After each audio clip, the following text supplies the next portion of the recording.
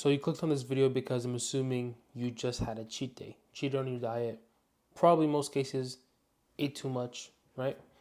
And so, best case scenario, you had the cheat day yesterday, and so I'm going to tell you exactly what to do next because the day after the cheat day is actually more important than what you do on the cheat day itself, right? And I'm speaking from experience because I'm a chronic binge eater. Something I've been working on since, honestly, I've been, trying to improve my nutrition, trying to get fitter, eat healthier, go to the gym, whatnot, right? I've always been someone who tends to gain body weight if I don't keep my nutrition in check. And so, um, binge eating has always been a problem. And there's a lot of tactics that I've used to reduce that amount. But I'm so prone to, um, an event of like binge eating, especially late at night. And that's common with a lot of people from people I talk to, from what I hear on the internet. And so, yeah, the thing is with a binge, when you binge eat, it doesn't necessarily have to be like I did a 10,000 calorie challenge or anything like that. It could just be like 500 calories, 1,000 calories over your maintenance, maybe even 2,000 calories. And honestly, isn't that hard to eat that much extra, right? As crazy as it sounds, if your maintenance is like 3,000 calories, which mine is roughly there, um, eating 5,000 calories, especially when you're like chronically dieting, and so your hunger signals are slowly going up day by day, right? Even if you manage it very well, your deficit is pretty or not that steep. It still manages like when, especially if you're eating the right foods, highly palatable foods, low volume, low nutrition. There's just not enough like fullness signals to make you want to stop eating, right? And so, for example, for me, my weak point is Nutella, right? I just like Nutella, but the calories on it is insane. Like a pretty small spoon, like a tablespoon, which when you weigh it out, it's not that much volume, is over 100 calories, right? And so eat enough of it, you're like over 2,000 calories, 1,000 calories, right? Depending on how much you eat. And so I've always been someone who um, would go very aggressive the day after, right? Because stuff you see on the internet, everyone's like doing aggressive cuts and like 40,000 steps every single day, eating like 1,500 calories, and they make it seem like it's more sustainable than it actually is. But once you do try it, in practice, it actually is torture, right? Even if you get the steps done, you keep your calories in check, the rest of your day is I don't know, it feels like you're living in freaking poverty or something. Like you have no energy, no will to do anything. So if you have outside, anything outside of nutrition that you care about in your life, basically accept that you're just not gonna make progress in anything else, right? Even your workouts are not even gonna be that good, and so don't try to go really aggressive the day after a cheat day just to balance out the calories, right? Like just because you went 2,000 calories over the day before doesn't mean you subtract 2,000 from the day after, right? Because you're just more bound to do the whole thing again, right? Actually, scientifically, your hunger hormones still stay elevated the day after a cheat day because of like, um, since you've eaten like so much more, your hormones are not even going to be regulated. And so you're just not going to feel the same. And so the best tactic is just to, as unsexy as it sounds, do what you do every single day. Act like nothing extraordinary happened yesterday. It was just like an ordinary day. You kept your calories, kept your workouts, your cardio, your steps, whatnot. Everything was normal. And just do the same thing the next day, right? Now, sure, on paper, you still have that surplus that's gonna decrease your weekly deficit. And sure, but from experience, and you've probably tried this before, right? Because I'm sure your first resort wasn't to come and watch this video. So you've tried it before. You binged, you ate too much on one day, and then next day you went crazy. You want to do a bunch of cardio. You basically ate nothing. cut out all your sodium, cut out all your carbohydrates. You went to the sauna, try to lose water weight. I'm saying this because I've done this all myself, right? And I know everyone else does it at some point. But you realize that sure, you'll get the weight back down, even though most of it is water weight.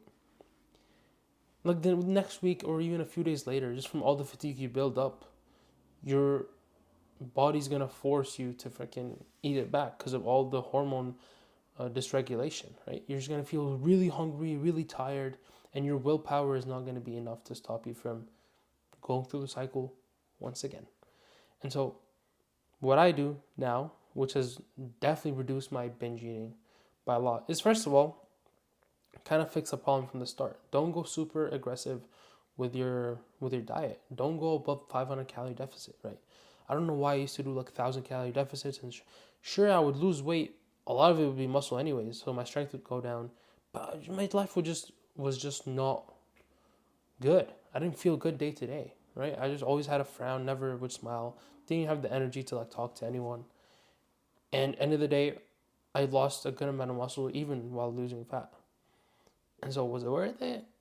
No. I'd rather spend twice the time to live a semi decent life, have a good amount of energy to like do day to day things, you know, go to work, go study, go have fun with friends and family, and still feel like you have the energy to do all of that and not make it feel like a chore. And still lose fat, lose a less amount of muscle as a ratio to fat. Uh, yeah, it's a long game. You're not gonna undo years of gaining fat in like 2 weeks, right? So first of all, fix the problem from the start. Don't go aggressive on your calorie deficit, and then after that, if you do still go off track one day or another, and that's fine. It's normal. That's like the like reality, right? And on the internet, you see a lot of like dreams and like ideal scenarios on this and that, but no one talks about, or most people don't talk about the reality of the situation. You're still, even if you do everything right on paper, you're still gonna slip up. You're human. You're not a robot. If you eat 20 calories over your goal for the day, it's not over. It's not that much, right?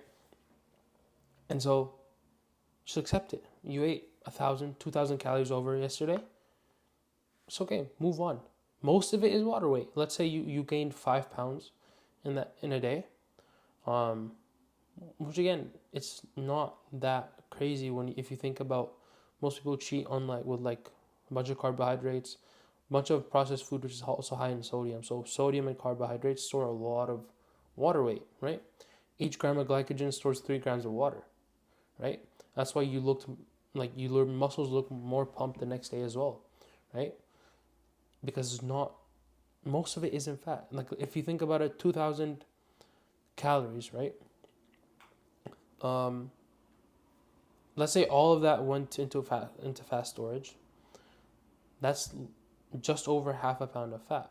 But even then, that's not how it works because there's a lot of other sources that the calories go to. It's not directly just to store fat.